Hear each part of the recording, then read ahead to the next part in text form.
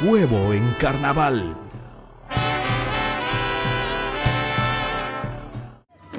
El carnaval tradicional, surgido en el ambiente festivo de un pueblo que durante siglos evolucionó bastante aislado del mundo exterior, apegado a sus costumbres y tradiciones, alcanzando en la música y la danza su manifestación más auténtica. El tradicional arete guazú, o fiesta grande, denominada así por la lengua tupi-guaraní. Dicha fiesta se realiza con motivo de la cosecha en agradecimiento al Tumpa, o Dios. La azaregua es una costumbre ancestral del criollo.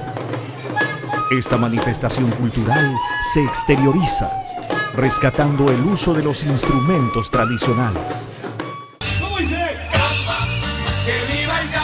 El carnaval urbano es una expresión donde se mezcla lo autóctono y lo tradicional.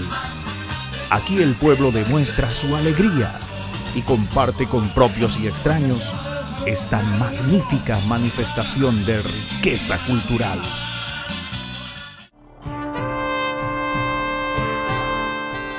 Huevo, tu destino turístico.